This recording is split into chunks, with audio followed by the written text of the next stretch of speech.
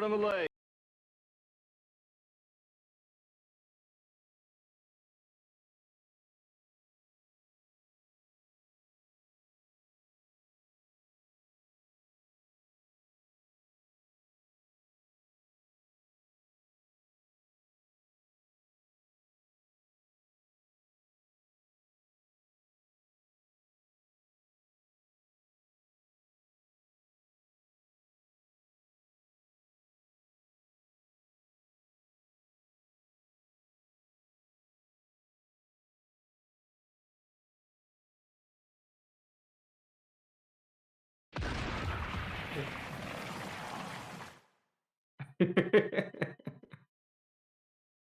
Uh, I like this little where is it? Is it no, it's the other I like this little menu right here. Oh, I know where to go.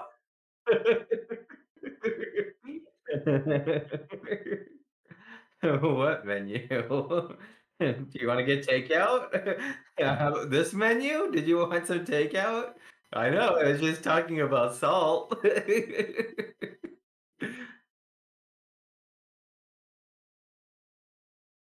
Oh, am I? It, I'm good. Am I allowed to acknowledge the chat?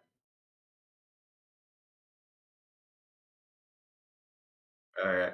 You know what, chat? I have my biggest problem with you is the way that you chat all the time. Just kidding. Hi, Coconut.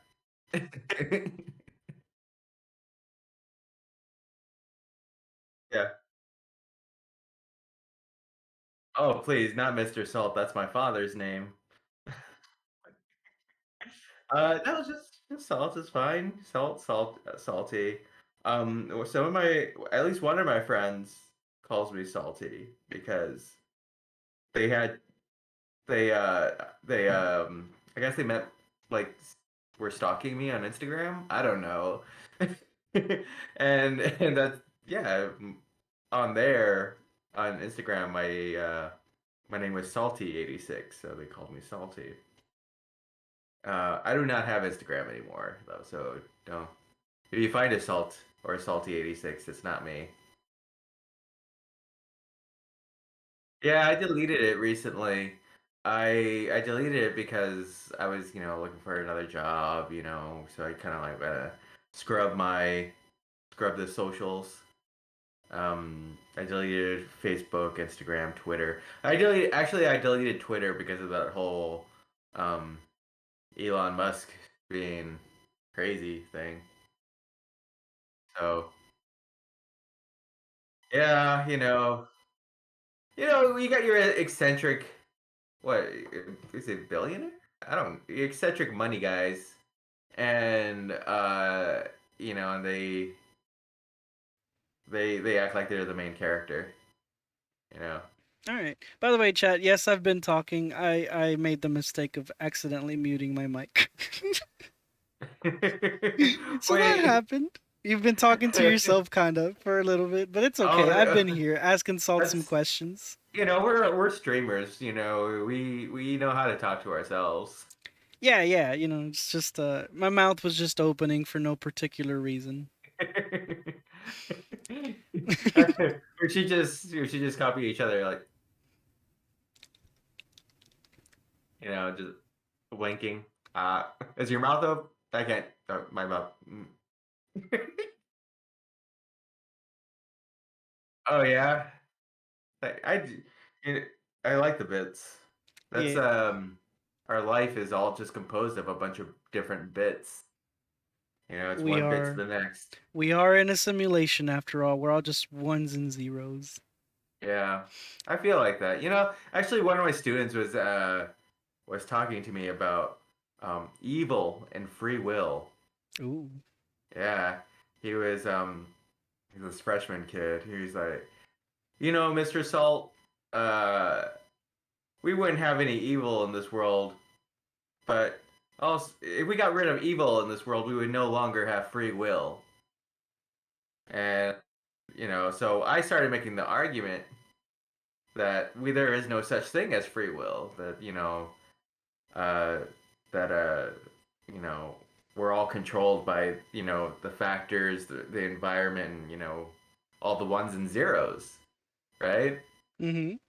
And I was like, I tried to put it in a context that he could understand. And I was like, okay, if you had to choose between corn eating corn because it's breakfast time, we were talking about this. You choose between cornflakes and Fruit Loops. What are you gonna eat? And he says, well, the Fruit Loops, Mr. Salt. And I said, why? And he said, because the Fruit Loops are tasty. I'm like, well, did you make the Fruit Loops tasty, or were the Fruit Loops already tasty? Oh, the Fruit Loops were already tasty. Well, it seems that you didn't choose the Fruit Loops. The Fruit Loops chose you. Based. And yeah. Based. so now he, so now that poor student is questioning his own reality now.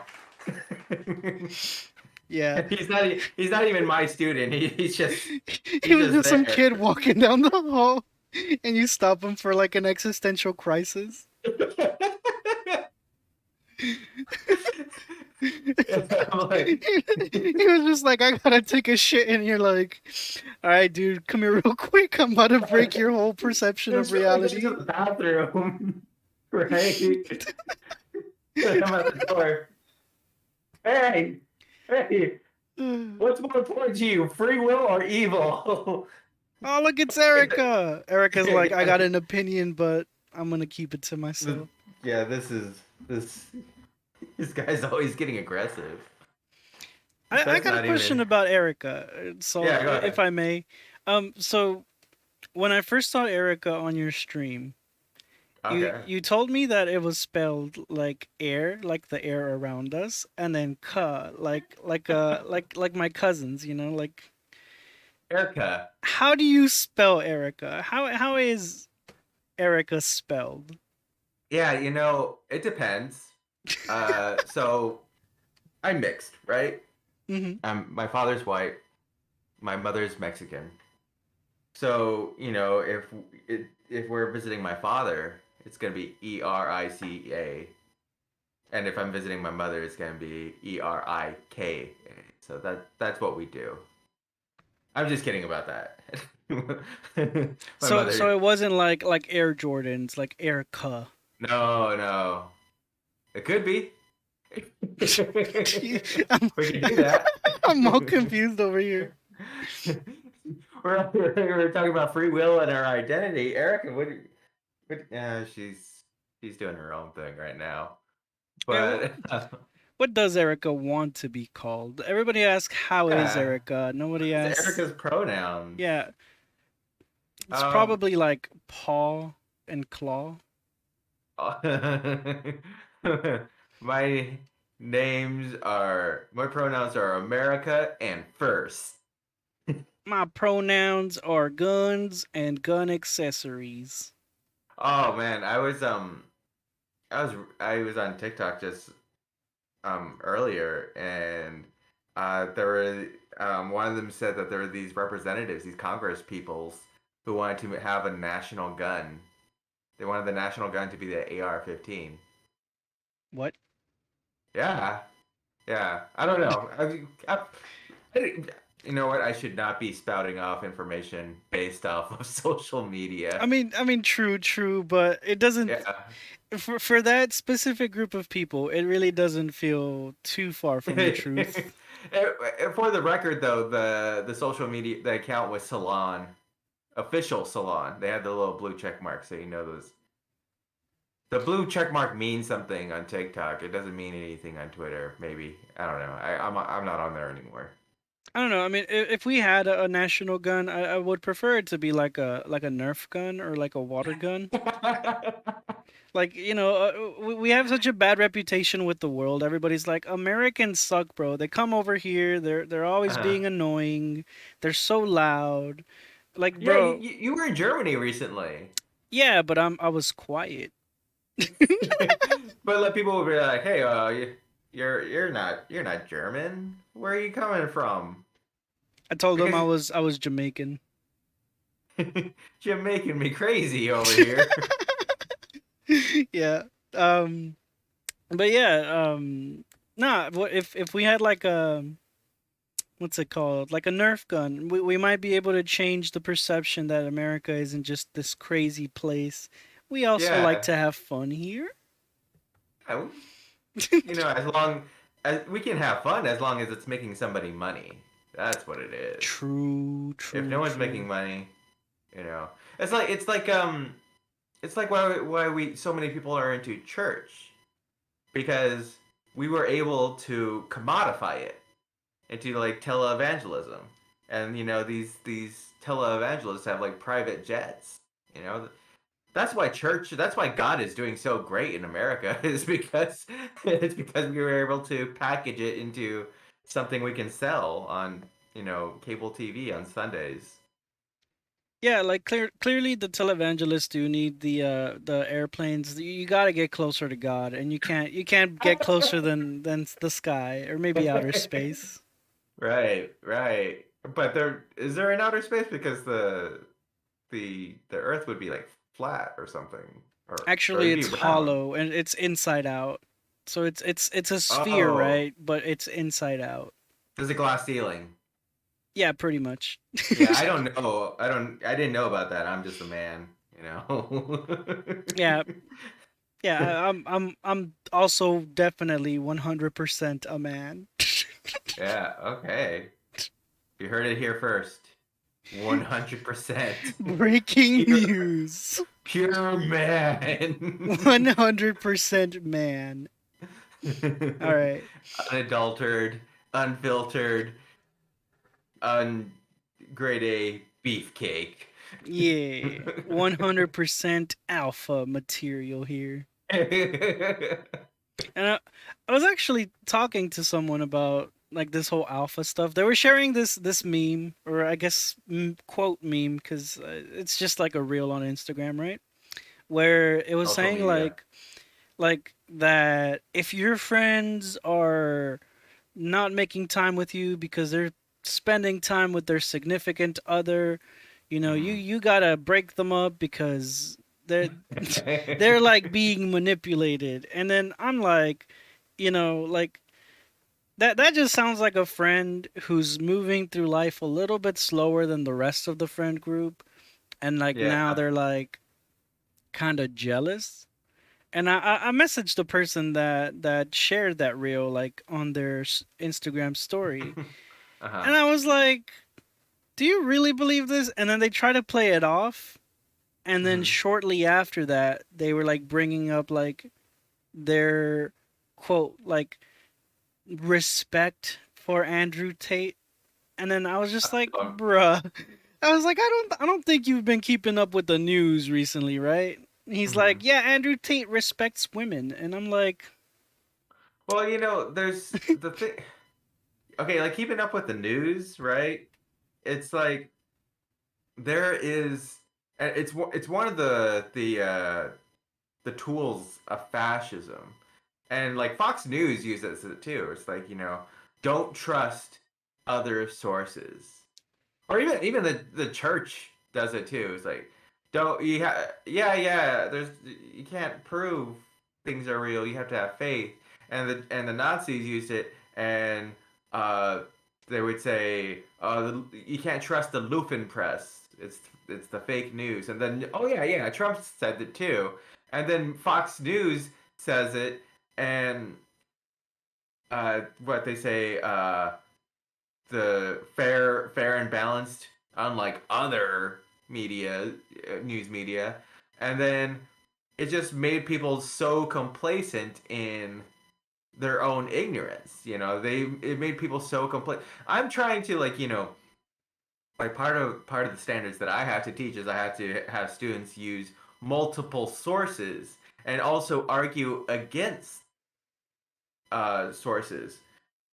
But we got a large group of people now who are just like, um, this Andrew Tate guy seems pretty cool, and then someone says, no, it's not, and then they say like, well, you're just like the fake news. I can't, we can't be doing that. I can't listen to you. I was warned about people like you. I can't listen to you. So, you know, there's people who are just comfortable in their ignorance, and then just even furthered by pride that they feel comfortable with it. It's like a warm coat. It's cozy. They don't have to listen to anything different, and they don't have to be challenged. Yeah, Yeah. like when I was talking to that guy, and he mentioned the whole like Andrew Tate respects women thing. Mm-hmm. I did bring it up. I was like, listen, I'm pretty sure, yeah, sure. Like, there's gotta be some women that maybe he wasn't able to fully like.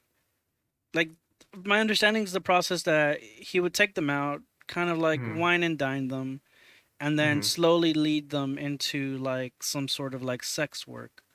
Um, I'm pretty sure Yeah. there was women that didn't fall for it completely, but might have also not been aware of his intentions, and maybe they walked away with an impression that he's a respectful guy, blah blah blah. Um, and just the way that I was able to put myself in the shoes of like being able to kind of, I don't want to say predict that because it's not a prediction, but I guess trying to think of it from a different perspective. Um, Mm-hmm. it also kind of bothered me. My guy was the person that I was like talking to about this. Mm-hmm. Um, wasn't really willing to think about the other side. Like there is women that have been lured into this, tricked into this, and eventually on the abusive side of this. So Mm-hmm. yeah, I definitely agree with you on being able to see the other side. I think it helps, and I don't think it takes away from the truth either. Like, understanding the full thing kind of helps it all make even more sense. Yeah. But I'm gonna call myself out here too. Hmm. I don't know very much about Andrew Tate. I heard, I heard that there, were some things about him exploiting women in foreign countries. Uh, was it Russia?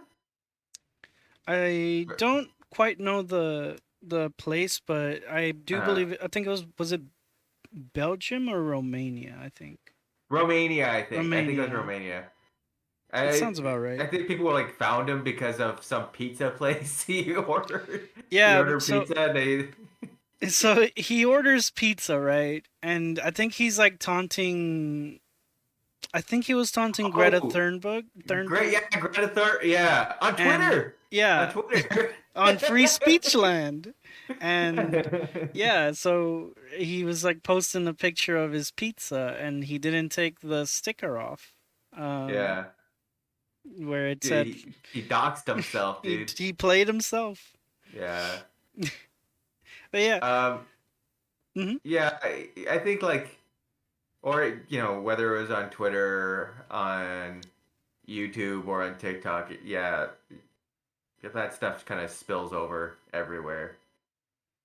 yeah, I'm pretty sure someone's gonna be posting this on the Ticker Talkers.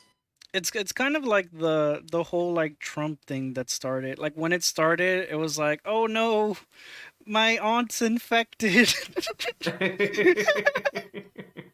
and then She got red pilled. you see like people that are like that you were like kind of like close to like in high school, or like maybe Hmm. people that you knew a little bit better, and you expected a little bit better of coming from Uh, them, and then yeah, but they not Auntie. not my aunt. But yeah, Yeah, it's kind see, of sad to see. It's like The Last of Us, man. Have you been watching The Last of Us? I played The Last of Us. Yeah. It's like all these people are getting bit and infected. Yeah. You Uh know, I did have that experience. I had a friend in high school, and he we didn't really talk about politics. He was actually I remember actually one time he told me, "Hey man, don't tell me what your politics are. I just want to be your friend." And back then I was like, "Yeah, okay, I guess." But like now as an adult when somebody says that, it's like a red flag for me. You know, it's like you gotta be like strong in your convictions. You gotta be willing to say, hey, I don't think I don't think these poor kids should have social welfare programs. If that's what you believe, dude, say it with your chest. Yeah. Tell them, uh, Salt. but but for the longest time, people were just like they just kept that they kept it to themselves. And then this black man was elected to be president, and then everybody had to say, whoa. It started off with like, whoa, he's not fit to be president. Is he even like, American? Was he even born here? And and then Trump was elected, and then it was like, no, we just don't like black people. And like people have just become so emboldened, and now people are like people are just so much more comfortable in saying, oh yeah, I don't think poor children should eat. They should pull themselves up by the bootstraps. And I think Andrew Tate is a good person. you know and they're comfortable with saying these things despite you know the whole rest of the world, or not the whole rest of the world, but so much of the world being, no, no, that's not right. And we just, everything is just so divided. At least Yeah. in, at least in, uh, that's how I understand things in this 36-year-old brainy brain that I got going on here. I feel like it has to do with the fact that we have political parties, man. Like I often think about like sports and like Mhm. how you see it in the news, like, oh, some team won, so the other team like trashed the city or something like that, or they trashed the There can only stadium. be one winner. Yeah, there can only be one winner. And I feel like having political parties, or maybe it's just the fact that we only have like officially two. You can say, yeah, we have the Yeah, Green it's Party, but they'd never win. Well, not always. they're not even on the stage. Yeah. So I honestly feel like it has to do with that a lot, and then and like you said, it has to do with like there can only be one winner. Um, so people often want to like side with the team, and then because my uncle and my grandpa they voted for Reagan, so now I'm a Reagan American, Mhm. type of thing. Um, but I feel very strongly, even when it comes to like like kind of questionable people, if I want to word it that way. So like older people are often not really benefiting from right wing ideas, in the sense that oftentimes they want to cut their, like their social security. Mhm. Um, and I guess that's like the most important one. Yeah, you know what? Did you watch the State of the Union when Social Security was brought up? Yeah. So I didn't watch it, but I saw it on the Philip DeFranco show. So Biden pretty much called them out, like, yo, they're trying to cut this shit. Or he was like, Mhm. hey, listen, Jack, they're trying to, they're coming for your social security benefits. And then everybody That is started a very booing. Biden thing to say. Listen, no, no, listen, Jack. There, I got these people. He always turns around when he does his speeches. Have you noticed that? Yes. Like, dude, okay, you got this. You have this thing where you're being told, like, people are trying to portray you as an old man, and he's just like living it up. Oh, well, these people over here, and I say, listen, Jack. It's like if you look at Biden, just like in this little frame right here, and you just you cut the audio and you just look at him in his old frame, and he's just always just like turning around. I can see where they got that from. That he's a blunt, bumbling old man. But on That's the because I other feel like hand, he is. He is a he bumbling old he man. is an old man. But Trump is also an old man. And if he did the same thing to him, the part where he's like, he looks like so much more weird when you just look Bro, at him with zero context. there's like But yeah, so many reaction gifs of Trump, like just doing like weird faces or like uh, just absolutely looking kind of like he's on something. yeah, and you could do that with anybody. But I feel like I don't know. Maybe it's just like you get into the most powerful position there is in the world, and you're just confident, and like just I could just be whatever. I could just look like a fool. You know, and probably I could look like a fool. I could be racist. I could refer to people as Jack. You know. I, th- One of the things that I noticed a lot about like the right wing is that they often say things like, like that we're too sensitive or whatever. But when you Yeah. make some sort of like comment, it doesn't even have to be like an actual like argument or discussion. You just make a comment like, I don't think so. Like they say something like, I think we should be able to marry our own daughters or something crazy like that. And then you just be like, I don't really agree with that. And then they get all like, you must Yeah. hate America, like my Yeah. brother in Christ. Yeah, and that's what I'm going back to is like the being challenged is like so hard because they're told to not accept it because this is fair and balanced. We're the fair and balanced ones. You can't listen to anybody else. And anytime there's a challenge, it's they don't know how to take it on. You Yeah. know, I can be challenged, and then sometimes when I push back, they'll be like, "Well, that's okay for you to understand, but that's not the way I see it," and they'll shut it down. And so and those are the people that I can get along with, you know. Yeah. But you know, okay, so what they're doing is they're finding peace. There's like two ways to have peace, right? Okay, so it's like Black History Month, right? Hmm. And I'm doing my letter from Birmingham jail from Martin Luther King, right? And I had the kids analyze it. And I read it. I don't always read the whole thing, but this time I read the whole thing.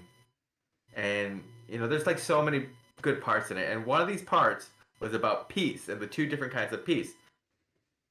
There's a peace in ignoring injustice, right? Hmm. And I think that's what sometimes people do when they try to like ignore the issues. Like they're like, okay, well that's your truth and I have my truth. They're ignoring the injustice. They're ignoring that that there's something wrong and then there's a piece uh, in like establishing justice, which means it's like you have to like have conflict and negotiation and that sort of thing. And I forgot what I was saying. Literally say, but I'm gonna cheer for you. But yeah, I think like sometimes people, that righteous peace where you have to have conflict and then negotiation.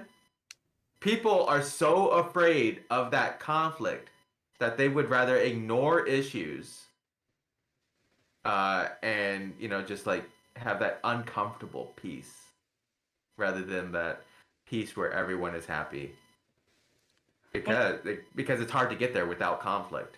So we gotta ignore the conflict. You can't be ready to take on that conflict if you're being told to, oh no, only trust this one source of information. Everybody else is baloney. yeah, one of the shows that I really like to point out to people. By the way, you're getting claps right now. That's based. Oh, I saw you cheering, clap. um, but We yeah, did it. yeah, it's me. I get unlimited access to You made them. 1,000. You should make them like 1 point, so everyone could be clapping all the time. Yo, I'll do that. I'm down. I'm down. You should just have like a little screen that comes down and says, "Please clap now." Wait, I think Coconut is a moderator. I think she can do the. Is it exclamation point clap? Okay, no, it doesn't work. That's fair. Okay, we turn that I'll off. fix it. I'll fix it later. We don't need claps. But yeah, so like, This I is often mention. Hmm? every middle-aged man's podcast, you know, and they're just talking to themselves in their room, and then they put the clap button. Yeah, what I said was so true. I'm out here spitting facts. I'm based. I'm based, right? And he's looking at the There's mirror and only he's like, I right. only looked at one source of information, and I'm just hitting it. I'm based as F. But to go on what you said about conflict and trying to avoid it, Sure. a very low effort, I guess, source of media where you can see this kind of expressed. And I often say that King of the Hill is not necessarily a Republican show Mm. because oftentimes Hank Hill is a Republican, right? He talks about Reagan, he He's talks in about Texas. freedom, talks about Yeah. America. Yeah, he's in Texas, but oftentimes the show will challenge his views, and Yes. towards the end of the episode, he'll end up, if not accepting, just learning to live with the Mm-hmm. differences that other people have or the different views. Mm-hmm. Um, if it's one of those kinds of episodes. Um, so I mean, there you have one. Oftentimes he's kind of suffering, like the episode where he's like swallowing his feelings and stuff. Like my man's finally gets over his like toxic masculinity. He ends up Mm-hmm. feeling better after the episode ends. I feel like these are some pretty interesting ways to portray this. Like you keep avoiding the actual issues, right? And the more you keep avoiding those issues, the more that they end up not just hurting yourself but other people around you. So like we keep avoiding like making some sort of like gun laws, like actual well-meaning gun laws that aren't meant to benefit like manufacturers, and things keep happening, and every single time it's like it's not the time to start talking about like like gun violence or gun laws, but it's always the time to give our thoughts and prayers. Like, no disrespect, I'm pretty sure people really appreciate them, but people are still dying. And I think Yeah. when I went Once. to Germany, somebody mentioned to me that by European rules or like their interpretations, with the amount of gun violence going on in the US, we're technically considered to already be in a civil war, but that's just loosely applying the only like based on like casualties done internally. That makes Hmm. sense. Yeah, that's a good point. I I mean, you can definitely see, when we look at the Civil War, um, Civil War One, not the Captain America Civil War, but like the the pre the mid 19th century Civil War. Hmm. Uh, we see that there was this division, and the largest division was over slavery. It was a economic thing for the South. You know, take away slavery, well, they base their whole life around it. And like now, it's just like it's like it's everything now. you know, and you can't shake anybody. But that's a good point. I didn't think about how like there's already casualties in this civil war. It's like a cold civil war almost, you Yeah. know? Because in the Cold War, it was capitalism versus communism, but the United States and Russia, Soviet Russia, never had a direct conflict. They only had proxy wars. Yeah. Let's fund these guys. I'll fund these brown people. I'll give these brown people guns, and you give those brown people guns, and they'll fight each other. And how do you like them apples? So, And what would you say are the sides in this? Obviously, it would be like Democrats and Oh, it's me and Republicans, you. left No, wings I'm and just right kidding. wingers. Wait, full stop. But what would you say it is? We Like, got what a square. Oh man, I wore my long sleeves today. I can't see my square tattoo. would it be like? Do you think it's like a capitalist versus a socialist kind of thing, or is it It's necessarily just like fascism versus democracy? you know I don't know. This whole That's a hard cold Civil question. War thing. This whole cold Civil War thing is kind of like maybe I don't know. I just thought of it right now, to be honest. But what we do see is that we have a middle class, you know, that's kind of being pitted against each other. Only only so that like those in power at the top can keep their power. You know, they say, and Coconut pointed it out with like Hank had to learn to change his views on lazy people, and as you were saying as well about like how we have this middle class Hank Hill type who is learning to accept these other things, but it's like I feel like the whole middle class is a King of the Hill episode, except that you know some people are just we're all in this conflict, and we ever can't ever get to the final season where we're ready to approach the big bad guy who is the man at the very top. We learned all of life's lessons, and the whole middle class has united, and we're ready to achieve that Marxist idea of the working class seizing the means of productions from those who are already in power. Um, Hmm. so cold Civil War, and who are the two sides? Yeah, it is. I would say it is leftists versus rightists, I guess. Bro, they're so far right they might as well be left. They already looped around. It's a loop de loops. Yeah, they are. They should have already looped around by now. Maybe that's Yeah, how views change. You go too far to the right, you end up on the other side. Um, it's well, what happens is that they see a common end, but the means to achieve those ends are different. You know, yeah, the right would be like, we all want equality. That means giving every person, or no, they want justice, and that means giving every person the same thing and not treating anyone special. Whereas the left would be like, we want justice as well. That means we have to give supports to those people who need it, so that we can all achieve those what we desire. You know.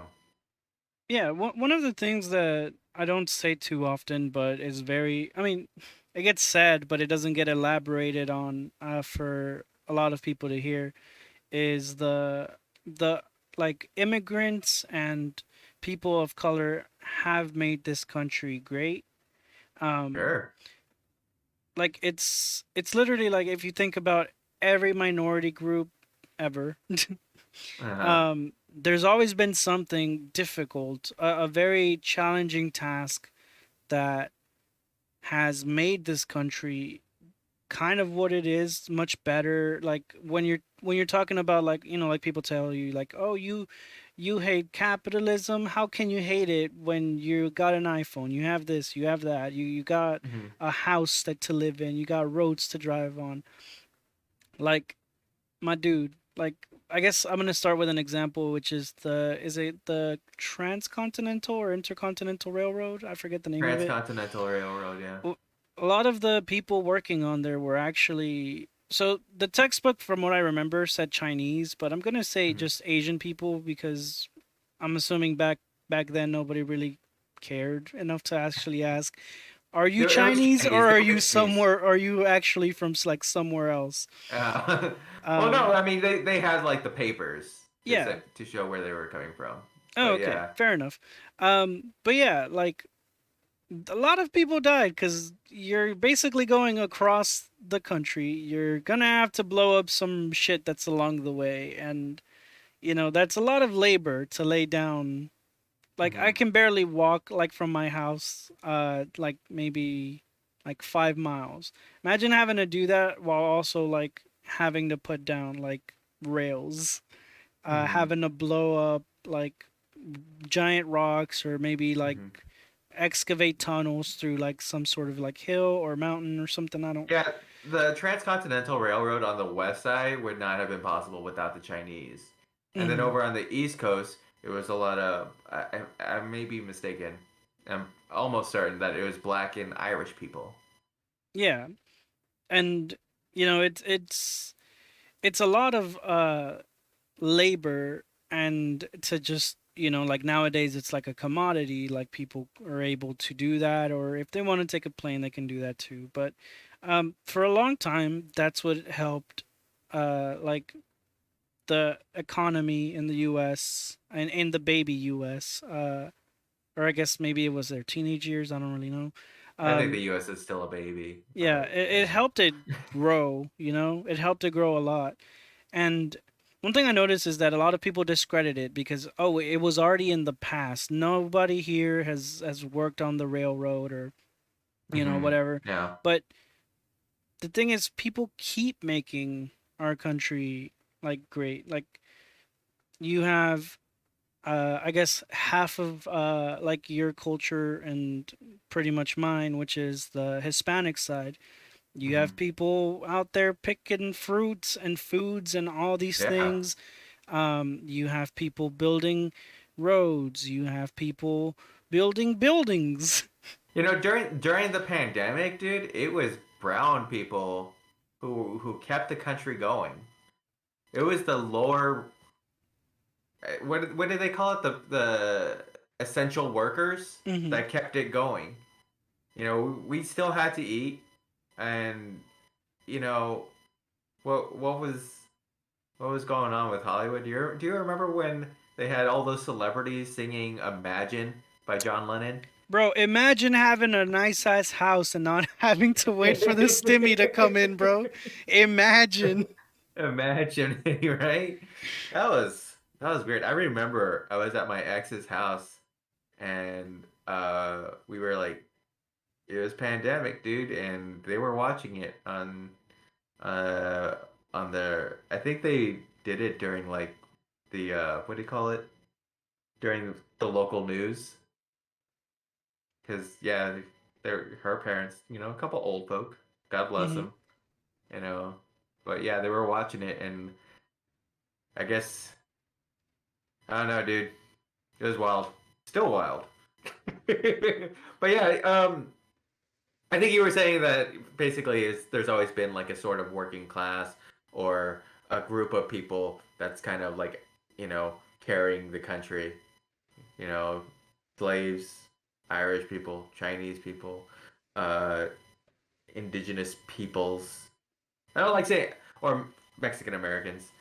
I don't like that the term Hispanic to myself, but yeah, Hispanic people. I prefer to use it because normally, usually when I'm bringing something up, Mm-hmm. it's more along the sides of like Mexicans. But I also know like there are people who also speak Spanish that are not Yeah, that's Mexican. That would be the definition, but it also omits something I have mixed feelings about, which is the word Latino. mhm, Um, Personally, so here goes the seeing the other side thing, and this is my, I guess, my end of it. Personally, I'm not a fan of the Latin X phrasing. mhm, I feel like we have to understand that it is a different language compared to English, but at the same time, I understand that it means a lot to people, um, yeah, to the point that they came up with this phrase in order to feel represented, even though you could just say like it's a different language. It has different ways of expressing. Like I could say like they're like, oh, because it ends in an O, it omits women, it omits people who identify differently. I see it as, because it ends in O, it includes everything. And although that is basically how it's represented as masculine and feminine, you have mhm, el agua. which completely destroys everybody's arguments about it. Right, yeah. But like I said, like I can also see it from the other side where you don't feel represented by this word. I feel like it represents everybody, but I'm not gonna run you over by saying Yeah. Latinos. I'll just say Mhm. Hispanics because I'm usually speaking about Spanish-speaking people. It's true, and I have done some thinking about this as well, and I also have come to like the conclusion that's like I can't I can't really I would not want to be in the position to like have to make some just to I would not be the want to be the one to make a decision. Hey, okay, I'm writing a dictionary and we're gonna include Latinx in there now. I would not want to be the person to do that because there's a power in language. There's like so much power in language, and like this is actually like one of these lessons that I learned when I was dating someone. He's like, hey, from she was like just uh, she was very spiritual, Mm-hmm. and she says, hey, if you just say something, you start to believe it, and you can manifest it, right? Say something, and it can manifest. And it's true that there's a power in language in the fact that, uh, you know, when you assign a definition to a word, it means something. Okay. All right. So that's going to be the basis for an argument that I'm about to make here. That there's a power in language. Mm-hmm. Okay. If you can accept that, good. If you can't accept that, bear with me for a moment. I accept it. That's gonna be a premise. That's gonna be an underlying premise here. All right. So if language has power, and the people who are saying that I don't like this word Latinx, uh, you know, okay, that's fine. But like, who's in power right now? You know, versus when we're looking at the typical just to simplify the binary genders, the male and female. Mm-hmm. It's males, right? There's a patriarchy, Yeah. and I guess that's another premise that we have to accept in here. Now, we use the masculine O typically, anyways. Yeah. Alagua, right? Okay, and we use that when we want to pluralize a mixed group of peoples. We assign the O. Mm-hmm. You can have um you know 5 people, 4 of them women, one guy, Latinos. you know Yeah. and it's like if we remember that language has power, we're disregarding those 4 women to recognize that one man. We can't recognize those 4 women. We're just going to recognize that one man as the trump card, I guess, of all those women. So, am I saying that we need to change the whole language? I don't know. I don't know. It's hard because language has power and everybody would be affected by it.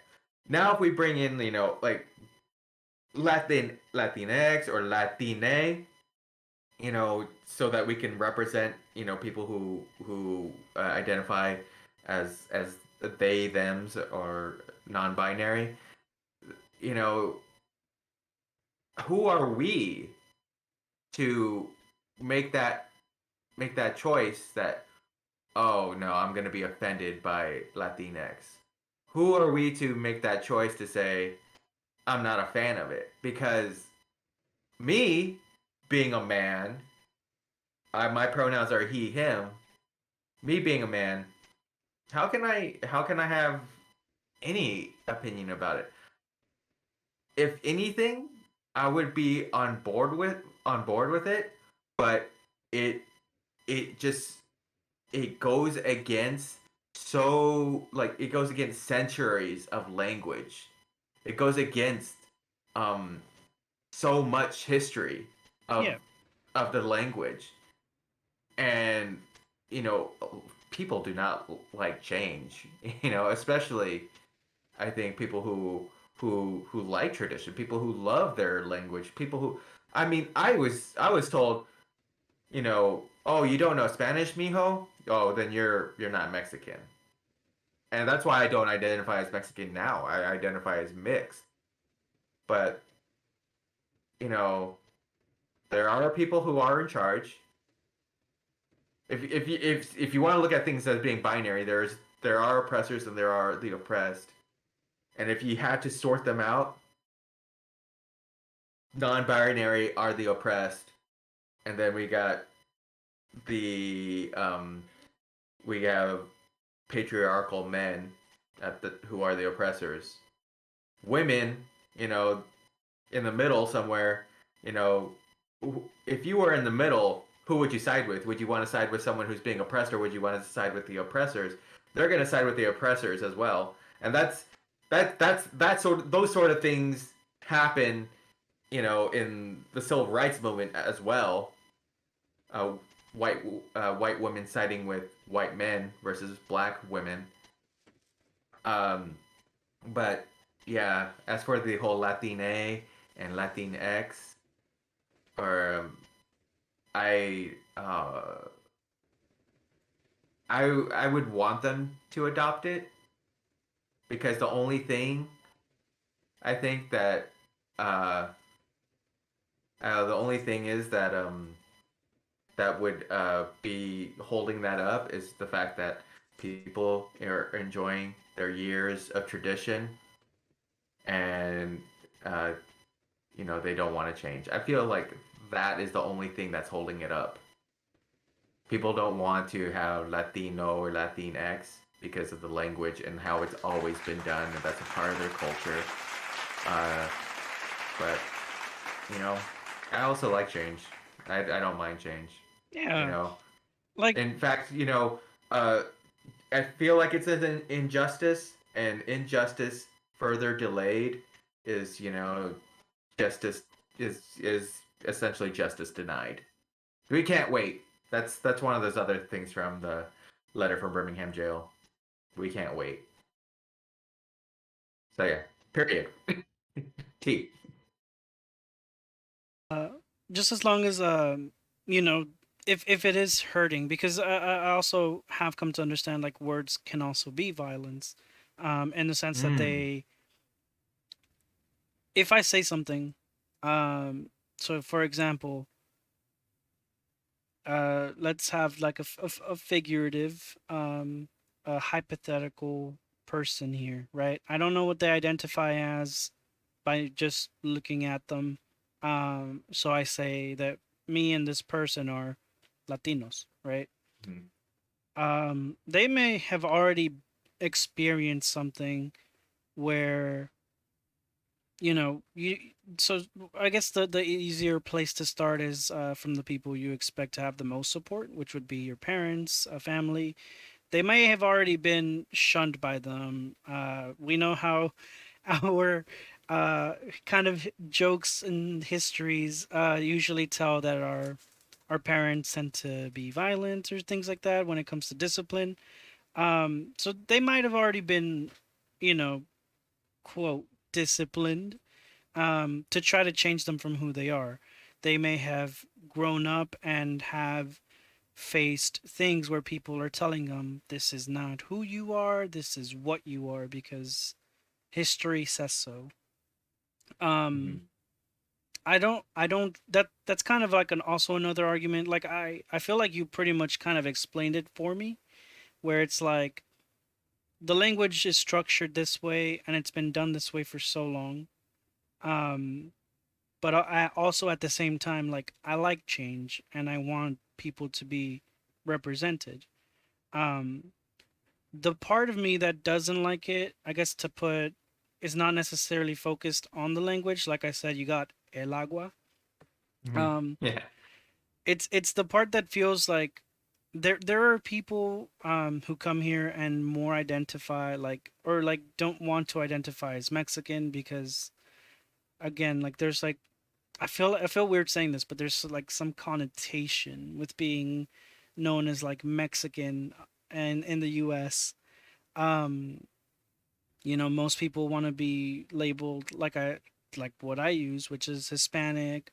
Um, but uh, what I'm trying to get to, I guess, is Hmm. that it feels like whitewashing Yes. our language, because you can put an X in a lot of things to just kind of be like a variable, right? We use it in math. You just plug in Yeah. whoever in there, and it represents them. Um, but that would be like my only actual argument against it, is that it feels like whitewashing. But Yeah. I mean, you also have the word Latin in English. And if you just shove a little X in there, if you think about it on that side of things, instead of being like a change to like the language of Spanish, and because we're in the US now, we're just thinking about it as a English change. English has they them, which I don't necessarily feel like. Yeah, you have nosotros or ellos, they them, but like again, they end in o, so you could think of them as masculine. Um, but they them is like a gender neutral term, which Hmm. is what really gives it its power, like you said. Um, so if they feel more comfortable when being referenced to their background to be Latinx, like shrug, go for it. Like it doesn't hurt me necessarily, but there's You know. always just that little feeling of like my my I guess heritage is starting to get whitewashed. Hmm. One way you could see it, the other way is it's like the pot continues to melt and stir. Like I I wanna pick at that whitewashing thing, if you don't mind. yeah. You're dumb. No, I'm just kidding. Hey. No, there it it was also a thing that was said in oh gosh, what was that guy, Bullcox, or no, it wasn't. That's Bull. Okay, the Alabama politician. I'm gonna keep on bringing up the civil rights movement because that's the unit I'm on right now, so it's it's weighing heavily on my brain. Mm, But one of the things that they said they did not like about Martin Luther King is they said that he was an outside agitator, and they actually did the same thing with the in the Reconstruction movement. They said, "Oh, Northerners are coming in to to excuse me to uh change our ways of life." And yeah, I the whole Latinx thing is like another example. But you know, we have to like be accepting of ideas even if they come from outside sources, because as Martin Luther King said in his letter, you know, we an injustice anywhere is an injustice that affects all. You know, it's we don't necessarily have to, say, "Hey, you're trying to whitewash your language." hmm Let's stop and also remember for a second that Spanish is a language of white people to begin with. True, but I mean, we speak a different Spanish in Mexico. I That's mean, true. even though Yeah. it's a little bit, it's very similar. The Mhm. way I like to compare it to is like I don't speak Portuguese, right? Right. But Yeah. because I have my knowledge of Spanish, I can Yeah. understand some of it. You know, Hmm. And so then mm, like same for English. There's a British English and there's an American English. There's a Spanish, and there's the Latin American Spanish. And then even with Latin America, they call different things, you know, differently there. You know, but the language is malleable. You know, we could we could adopt well, not we. I'm just. I don't even identify as Mexican. I don't identify as Hispanic or Latino. If I had to put a word on me, it'd be mixed or Chicano. But yeah, or no Sabo kid. No Sabo. I'll call you No Sabo from now on. I'm just Thanks. kidding. I'm just kidding. Nah, but yeah. You're Um, like s- the Mexican aunt that I never had. You're the Thea or Theo or TX. so you were talking about that in your current unit you're doing the civil rights, and I also know that Yeah. you are currently like pursuing your master's in history, specifically into the Black Panthers. Is that correct? Yeah, and you know what it is? It's about language. Interesting. Yeah, it's about language. So um I one of the okay, so like in the pre-interview, he asked me about like cursing, Yeah. and I said, "Well, you can curse. I don't curse myself really, but I'm gonna start cursing now because it has to do with my thesis. Okay. My one of my old professors always told me if you're gonna write history, make it sexy. Oh shit. Yeah. Based professor. Yeah, well, that's why I went to university to become one of those based liberals. Anyway, so what my what my thesis is about, and I've just been dragging my feet about it forever. It should be done, but it's not because I don't know. I'm no Sabo in multiple ways. Uh, so my thesis is about the rhetoric of the Black Panthers because during their time, they well, first of all, just to describe what are the Black Panthers, they are they are they were a militant civil rights movement that was strongly influenced by communism.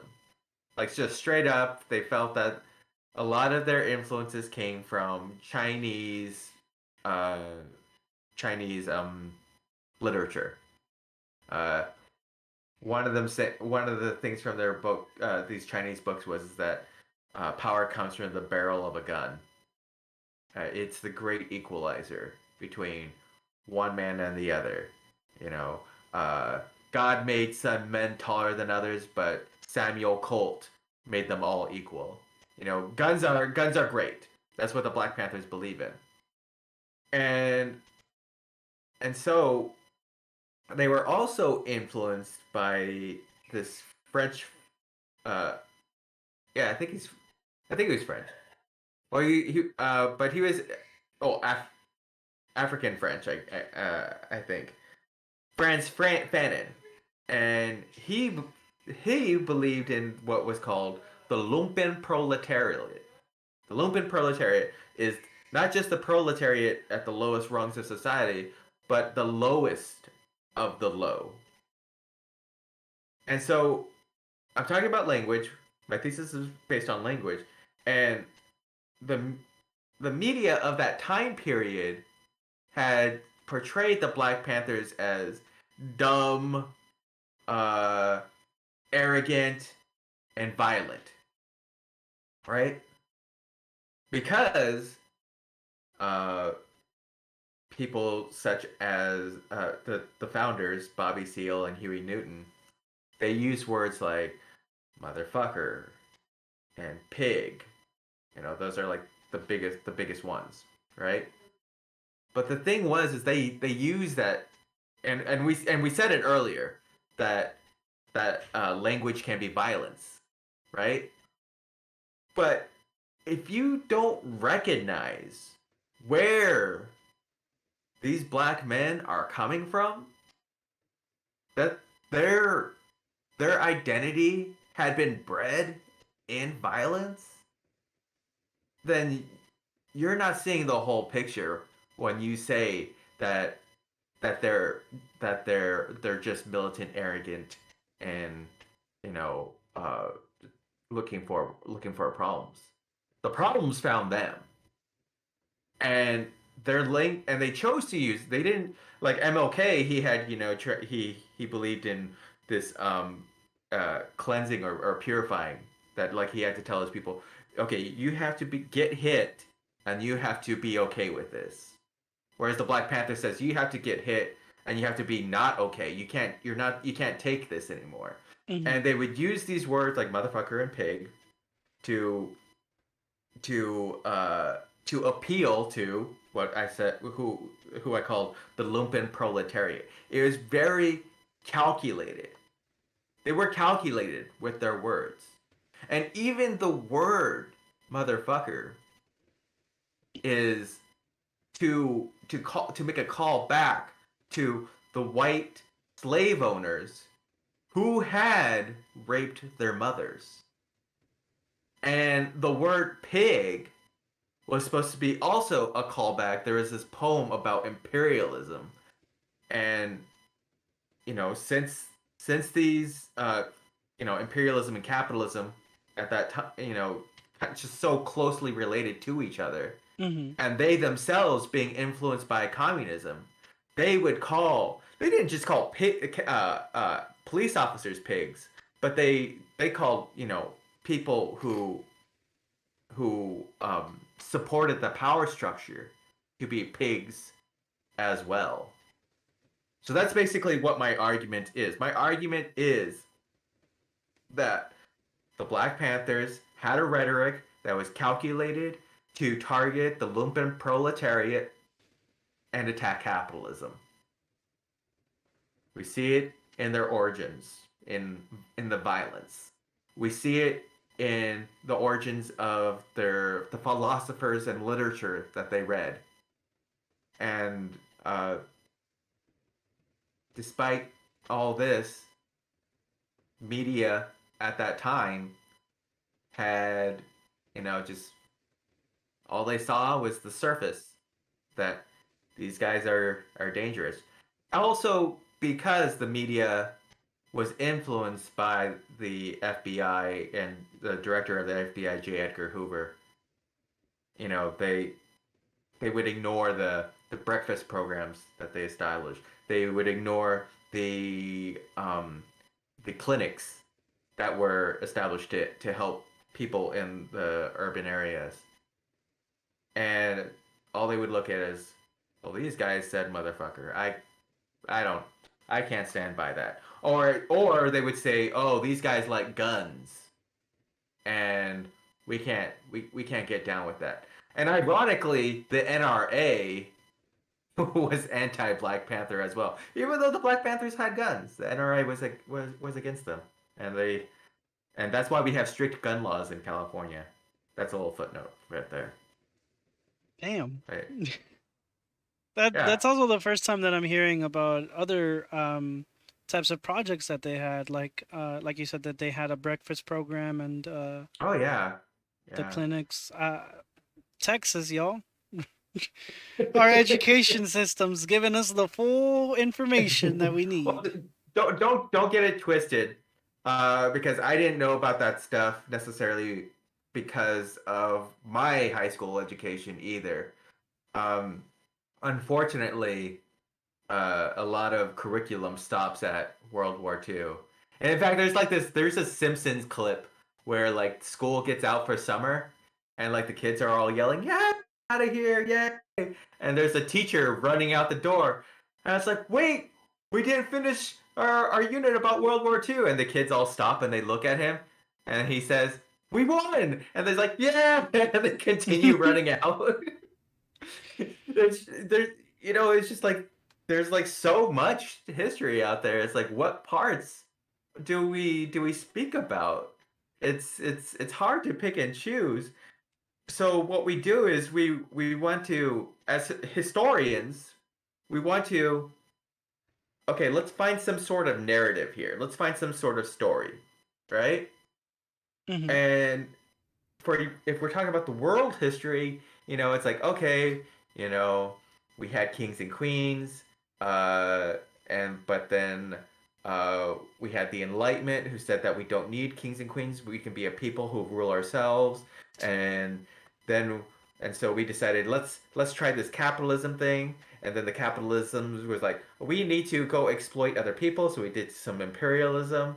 And then some people thought that, oh, my country's doing great with this imperialism thing. My country is better than yours, or my race is better than yours, and so that led towards nationalism, and then that led toward that nationalism was a factor in World War I.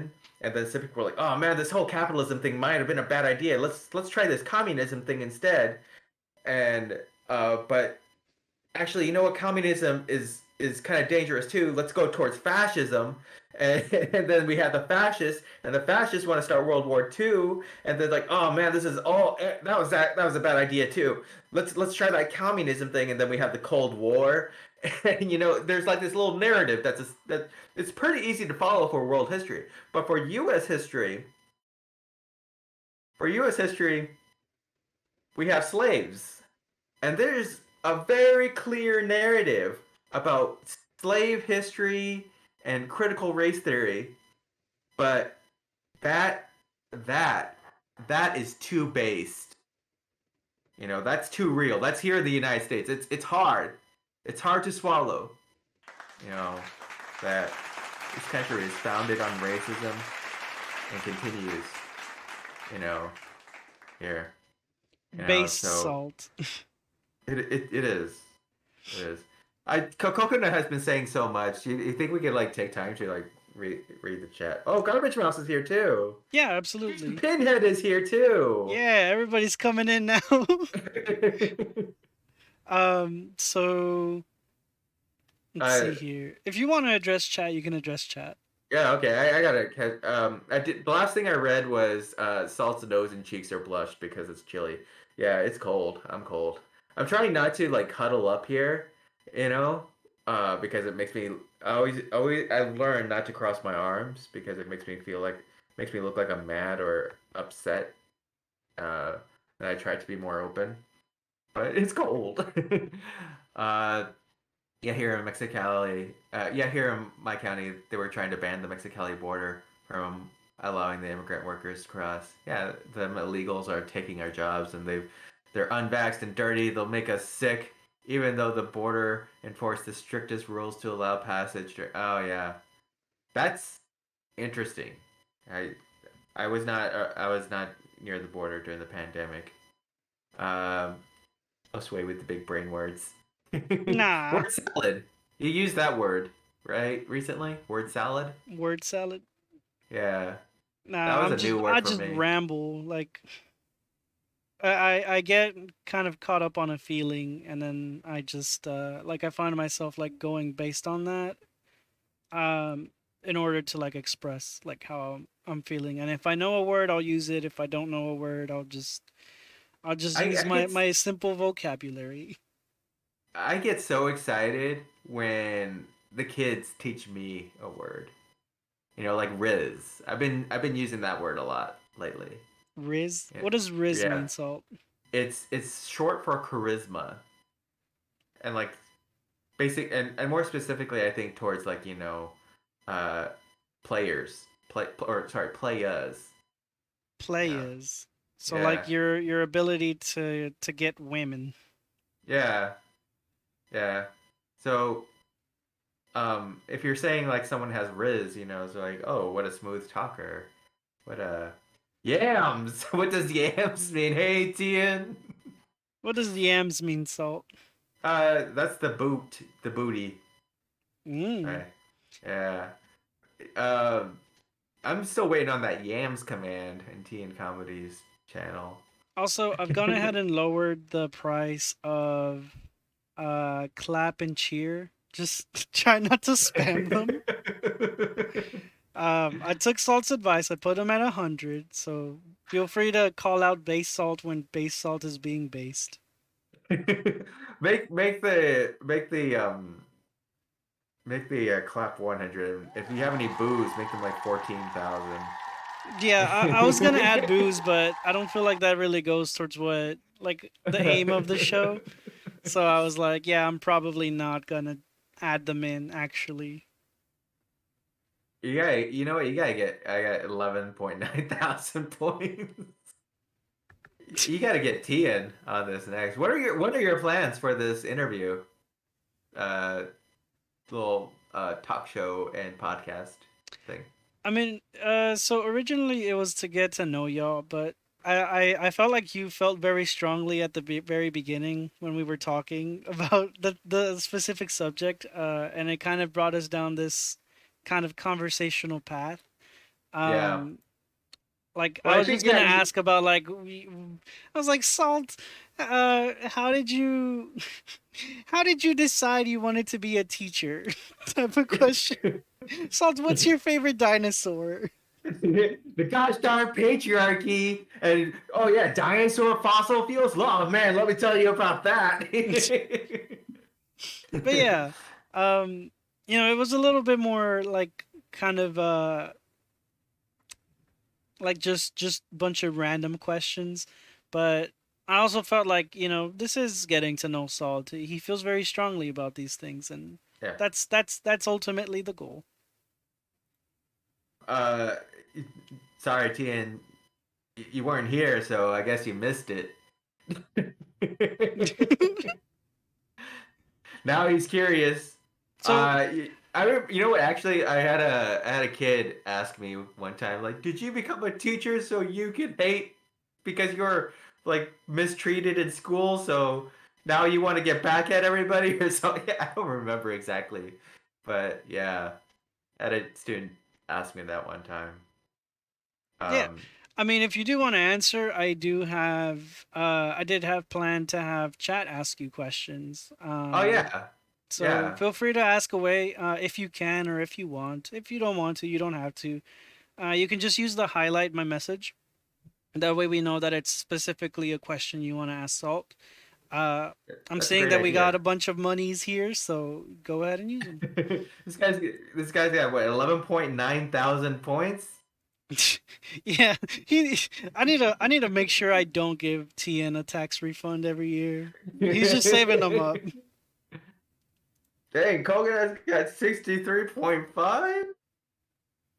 But well, I mean, I can look it up. Can I look the capital of Botswana if I did not look it up? Um, but it's like bots are like flies, right? Um, so I would say the capital of Botswana is Flytown. Why are you dressed like the Hamburglar? So I'm my roommate and his so I dropped my phone. My roommate and his girlfriend are here, and I turned the heater on uh last night when I got home because it's like cold and rainy outside. But uh his girlfriend is here, so I want him to be in control of the climate, and so it's cold. It's cold as heck. So I had to put on a long sleeve shirt to try and keep warm. And this is the one I got. I got this shirt for like a '90s day at my school, and I felt that was like the most '90s thing that I could do. I did live through the '90s, but I don't think I really have any '90s T-shirts. In your years of teaching, do you want to read it or should I read it? I can read it. We can take Okay. turns. So Salt, Coconut asks, in your years of teaching, what has been an experience you've had with a student that changed your view and methods of teaching? That's a really good, bro. Can we get a cheer real quick before we answer that question for Coconut? Can we Culture, get a sure. clap? Can we get some Here, claps in go. here? Based Coconut.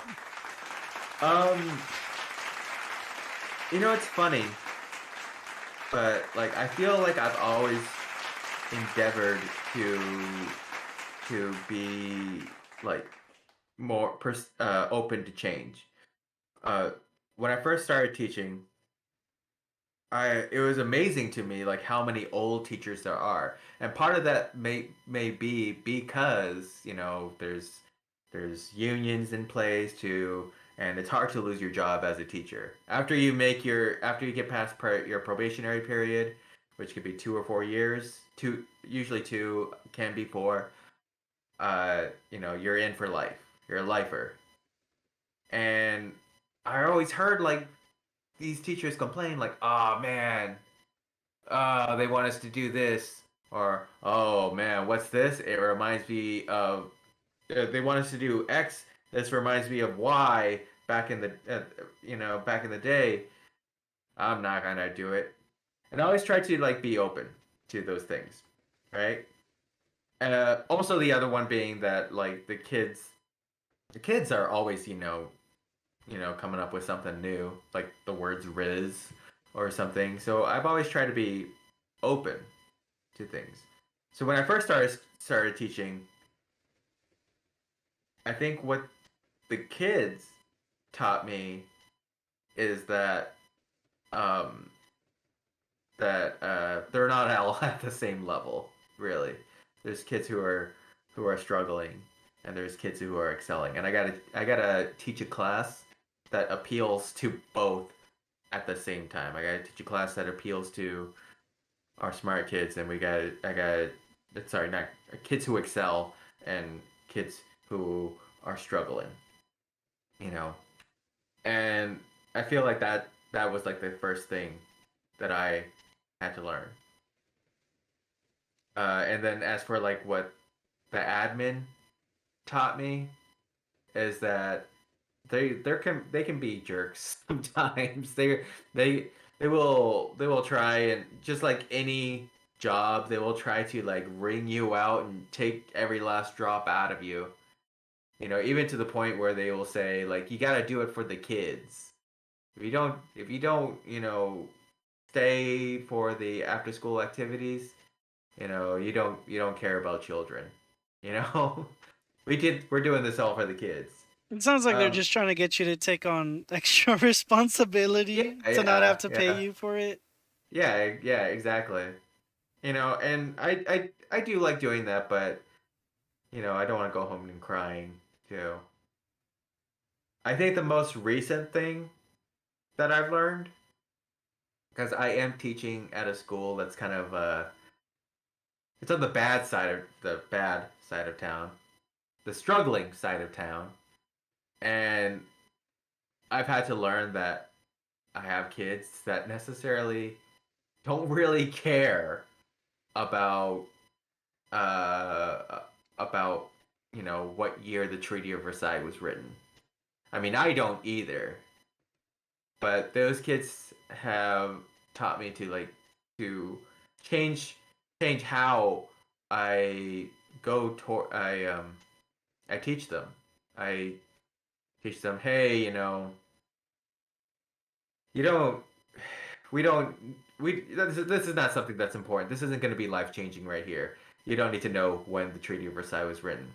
But what you do need to know is like things that how people can negotiate, or we need to know like how did we come to these how we have gotten to where we are today, or just like recognizing our own history. uh when I first started teaching, there's a unit about revolutions around the world, like Hmm. French Revolution, US Revolution. And there was Simon Bolivar, or the Haitian Revolution.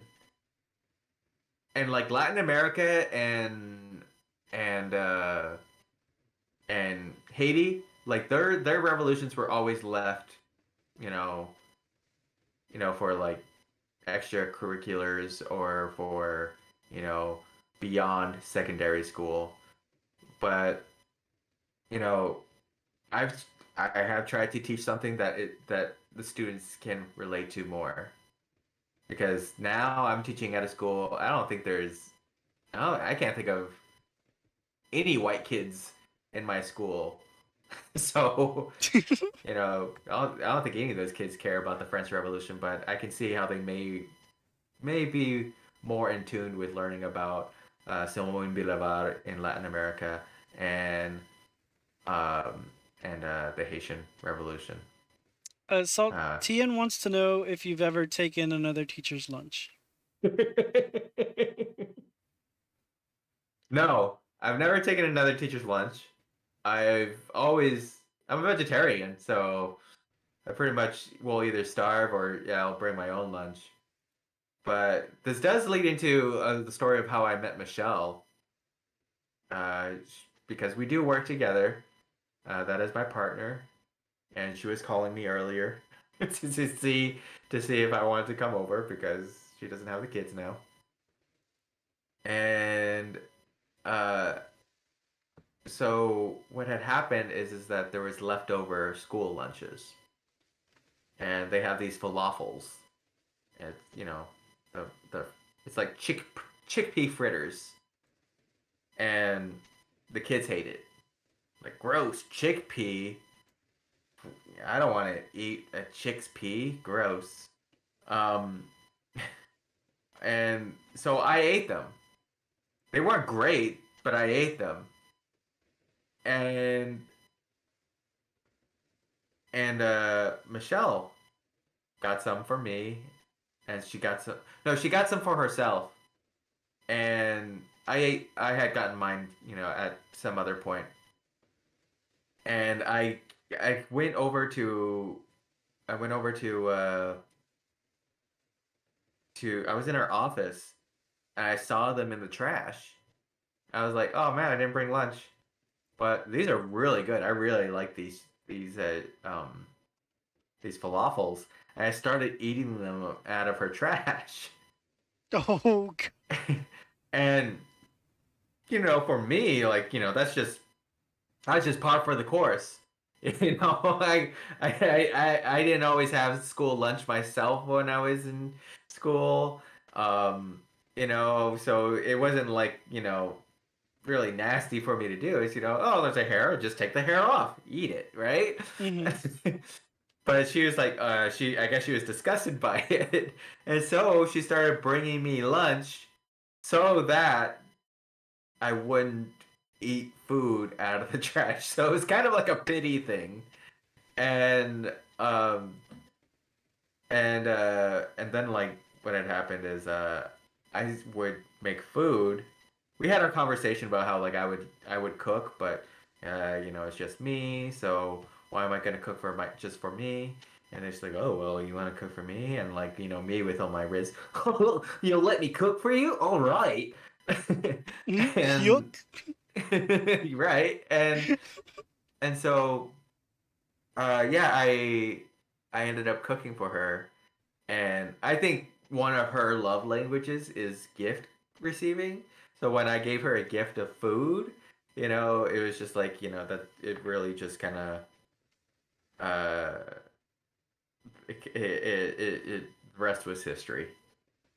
Not not me as a history teacher, yeah. So, uh there's definitely more to how we met, but as far as like taking a teacher's lunch, no, I didn't. I didn't take any. I didn't steal any teacher lunches, but Michelle stole my heart. There. Oh. Paul. Zerbeck is here. Hi, Zerbeck.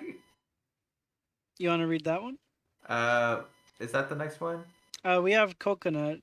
I Uh, skipped you as well, or whoever this guy is. no, we had Tian asking about stealing teachers' lunches. Then we have Oh, coconut asking, have you felt that you failed a student to academically progress or failed to help a student's personal struggles? Coconut's trying to cancel you, bro. there was this student. Um, trying to think of like what things I could say about him and what things I should not say. Um, so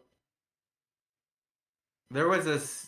Okay, so there I had this student, and students are bullies, Yeah.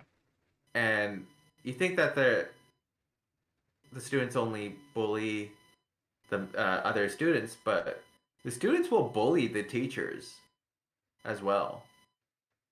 Uh, they, especially for new teachers who are like really vulnerable. That's it's something that's never really taught in the credentialing program is that students will bully you. You know, they'll like straight up say like, "Oh man, you're not a good teacher. You don't know how to teach." They'll tell you it's you know they'll make you or and middle schoolers especially are very good at um like figuring out what you're self conscious about and and going with it. Your ears are too big. How did they know? How did they know? You know. But then, like after so many years of doing it, it's like it's like water down your back. It doesn't affect you. I had a student who, um, like they were mad at me, and I had to send them to the office, and like before they went out, they said, "Yeah, and you need a haircut." And it was like funny because What was this when you got your haircut? it was before I got my Oh haircut. no. I was going to get a haircut later that day, but it was like, they were trying to bully me, and it was just, oh yeah, it's funny actually because yeah, I do need a haircut. Yeah. But when you first start teaching, those things, you know, the things that they say they can hurt. Yeah. And I did have a student who was kind of a bully, and I would get frustrated and angry with this student, you know, and just like talking in class or well, I don't mind talking in my class, but talking while I'm talking is I that irritates me. So I give my students time to talk because I do like a collaborative learning environment. Mhm. I don't like to be authoritarian. But like he just didn't know when to turn it off, and he actually got in trouble for like later on he got in trouble for like sexual assault. Ooh. So he yeah, he was just not a good person. And he was enabled a lot, I should say that. Not saying he's a bad person, but he was enabled a lot in bad behaviors. And I met his parents because, and you'll actually see that with a lot of students who have bad behaviors. It's because their bad behavior is enabled by their parents, or their parents don't take responsibility. They don't real. The parents won't take responsibility for their children's bad behavior. They'll like say, "Oh, well, you're the teacher. You should be handling this." Like, well, the kid's like 16, 17 years old. What do you want me to do? you know, take away his cell phone or something. But even that's not an effective thing for some students because those kids can get along just fine without cell phones. Anyways, um, I did see that student later on. I was at I was at Fresno State actually, and he apparently he went to Fresno State too, and he said, "Hey, Mr. Salt." I was eating lunch, and uh, I didn't. I just saw a kid coming up to me. I was like, "Hey, how's it going?" It's like, like it doesn't click like who this person is, but you're just like you're generally someone comes up to you and oh no, he didn't call me Mr. Salt. He called me by my first name. He called me by my first name, and I don't really use that name. We all have like nicknames or something. Yeah. But yeah, I don't really use that name. and it didn't even click that he called me that name. And like, I was just like, I was irritated that they called me that name, but I was like, they don't know me that well, whoever it is. And and then I recognized him. And I was like, oh, it's that kid, that bully who never shut up, who's get in trouble for with women. And I was just like, at this point in our life, in my life with him, the relationship was no longer teacher student. Now it was, uh, he was like my bully. Hmm. So I told him to leave, and then he was like all hurt. Like, why'd you tell me to leave? It's like he he he didn't realize, all these years he never realized how much of a butthead he was, and I did not care to speak to him. So yeah, I failed him, I guess. Now that I've been teaching longer, I think I would have been able to figure out how to get on, because I do get on the good side of my students who are problematic,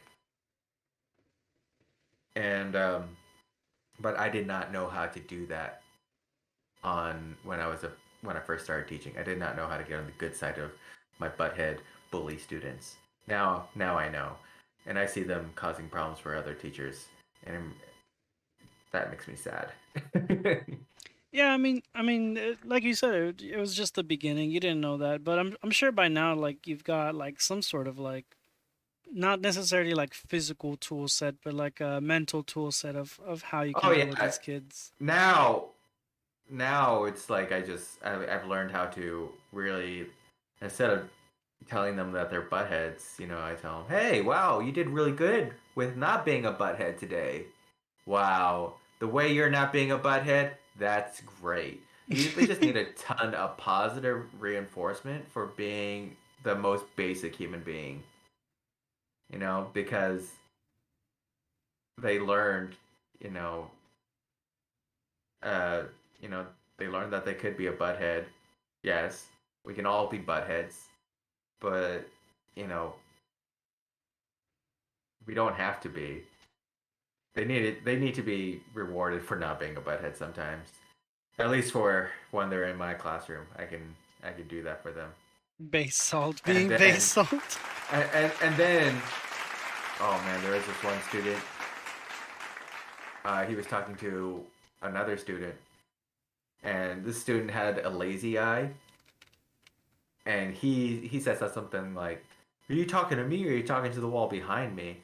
And I just straight up said, "Hey, uh, student's name, stop being an asshole," and I said it verbatim, basically.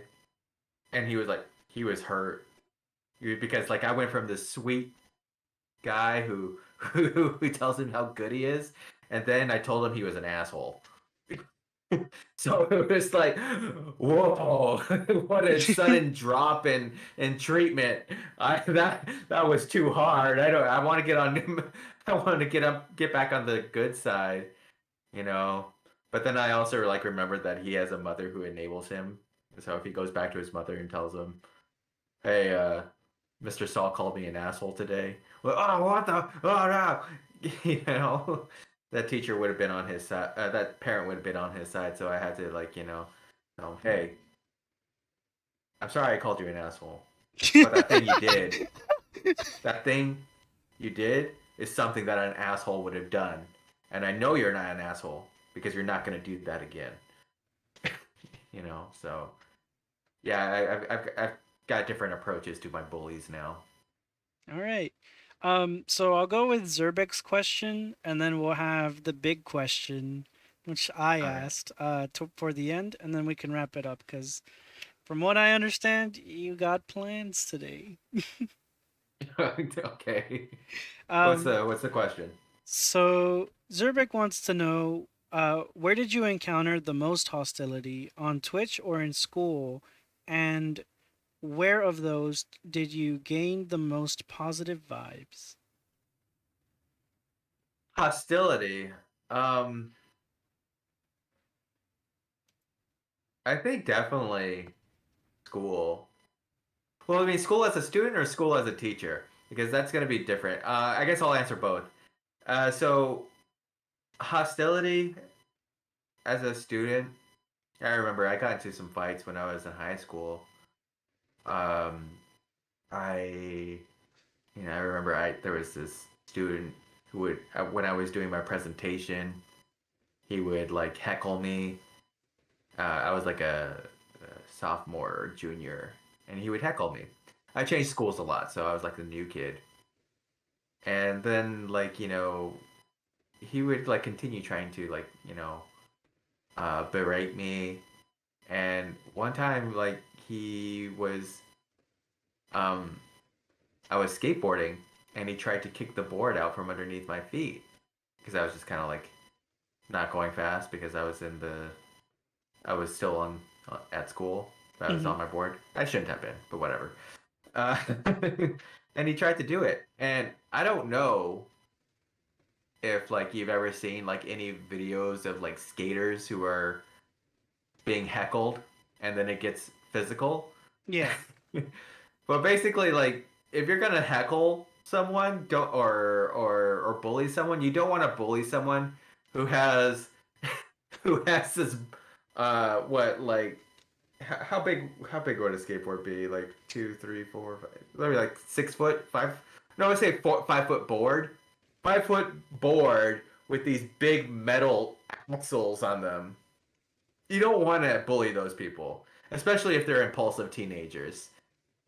so so yeah, not that I took the board and hit him with it, but I did get off my board and I tackled him and I threw him to the ground. And you know, then that bully left me alone. So yeah, I did experience hostility as a student for sure. Um, and then as a teacher, uh,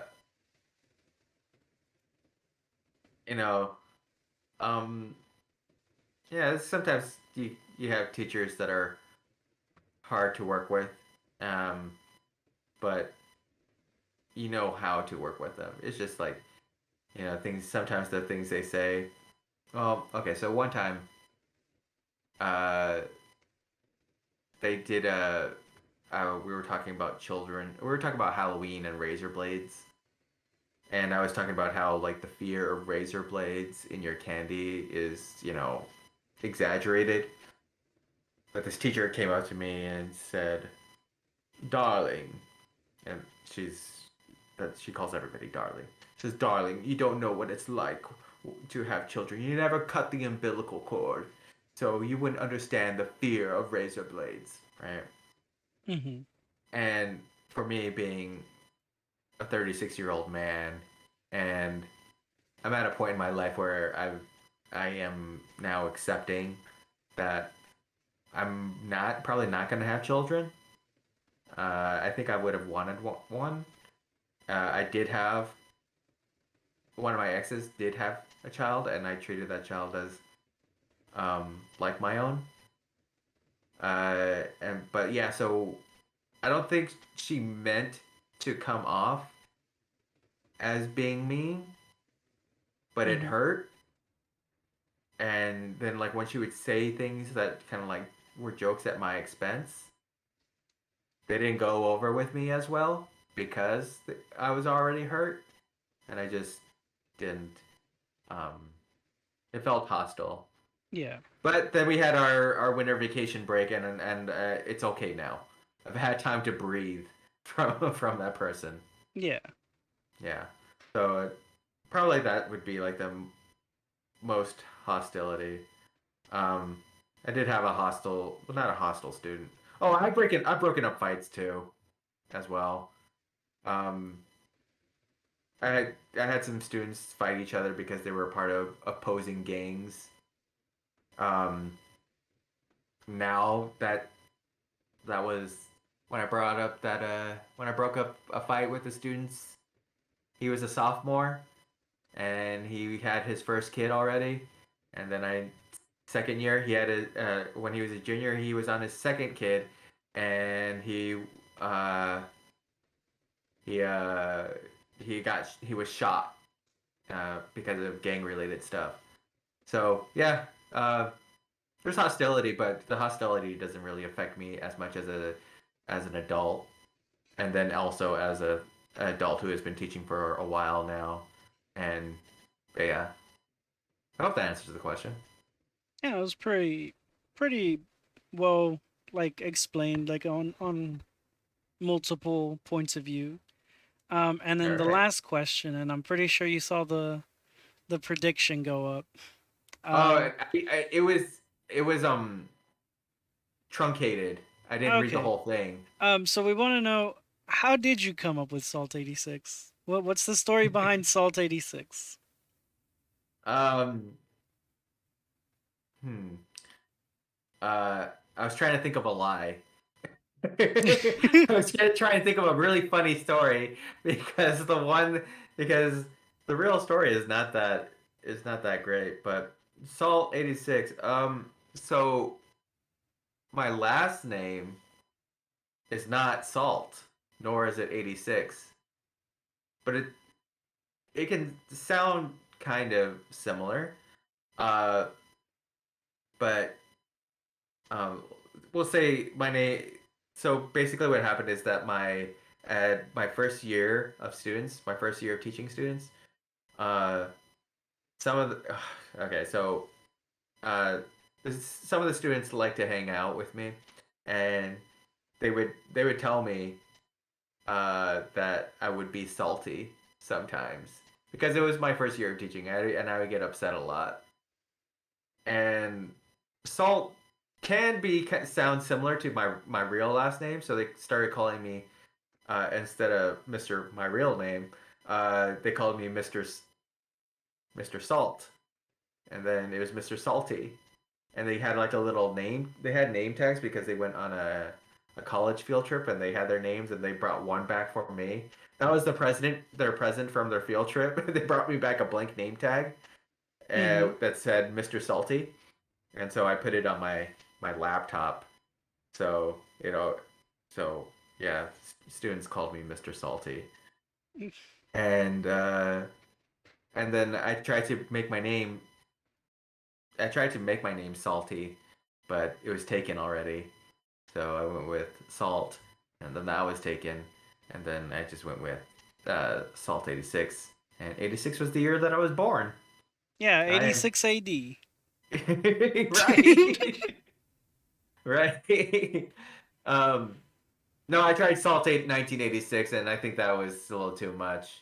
But yeah, what was the prediction? What is my last what is my name So or let me go ahead and pull them back up. So the prediction was that it was just something you made up on your own, like um, like like aggressively coconut. Uh, I put it on my birth certificate. but the other one was that it was a nickname. So I'm gonna have to go with that one. That it was a childhood nickname, I think is what I put. I was a young child of 27 years old.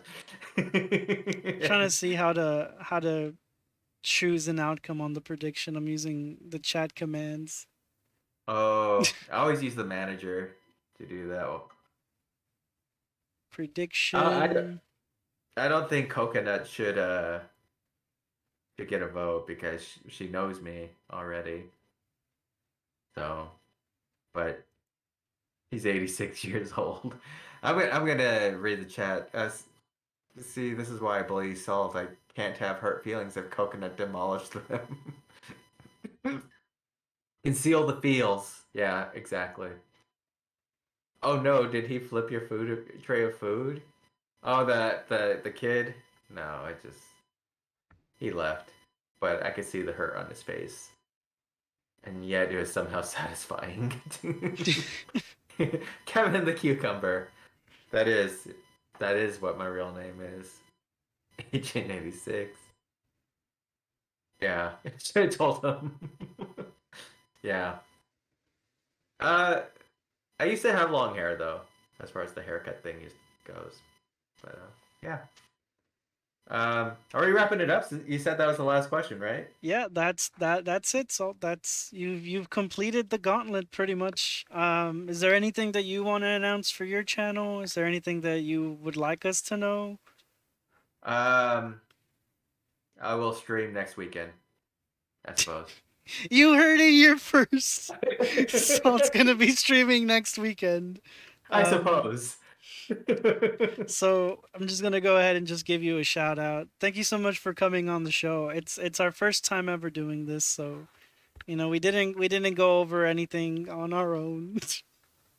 Yeah, uh, I'm I think you should have Tien. Yeah, how are you gonna choose your next guest? so I'm just gonna hit them up. But I have like a link to like a wheel spin thing, and I Uh-huh. just put all your names in there, and then I spin it. Uh, you know, okay, so there's gonna be a link to spin a wheel. I spin the wheel. Yeah. Okay, a link. We can't just ask you to spin the wheel. We need to follow the link for you to spin the wheel. But yeah, so for signups, if anybody wants to come on, there's various ways you can do it. But the way to sign up is down underneath is a link to my Discord. Under the important stuff section is the signups for the show. Um, there's a Google Doc. I don't collect your emails, but they are required so that it's one submission per person. Um, but yeah, that's pretty much how you get on, and then from there, I'll just see who wants to come on next. See, I want to request other people. You know, Uh, I want to request myself. I want to request other people to be on I because could I could probably like make an addition to the Google Doc for requests. uh, But you can and you can just PM me your request, and then I'll see about it. You requested TN. Never mind. Your any further requests are now considered invalid. I do. You know what? You said shout out. You know what? I gotta give a shout out to Just Garbage Mouse. Um, uh, she's she's cool. That's all. Yeah. She did some emotes for you. Oh, look who just popped up. Oh, that's me. It is Salt. I forgot to send it. I just typed it out. Oh, is that the one where I'm waxing my bongos? It looks like I'm Probably doing you're playing something. you're playing like an instrument or something. Something. Is Yeah. that the or is this hug one? Is that the one that she made? Yeah, so the Oh yeah, my gosh, really? I also added the badge on mouse, the artist badge. So people can She is an recognize. artist. Look at it. Bro, that's my niece. So here you go. That's my niece. If you want to see the emotes, I'm gonna send them here in a sec, as well as I this gotta one. hold up. Hold up. Hold up. Where's the thing dingy? Alright. I gotta do this. No, that wasn't right. I gotta. Things are processing. Okay, here we go. Oh Um, shit, Pinhead gifting the 5 tier 1 gift subs, bro. Uh, Jose El Segundo, OK Hero, Stark Valentine, and Tomboy, and Coconut. Everybody caught an emote, bro. We're out here. Yeah, there you go, TN with the cheers. Can we get some claps in here too? Yeah, I do. that I was have to do big. them. It's time to spam emotes. If you got a sub, go ahead and spam some emotes. Thank Too Much Pinhead Oh, I was for gonna give your one emote. to Garbage Mouse.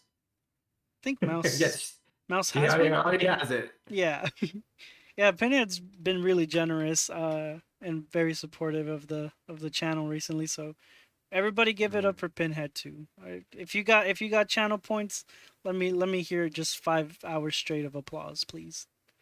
5 hours straight. The string will be ending, and then you have to continue clapping There for goes Tien yourself. with the cheers.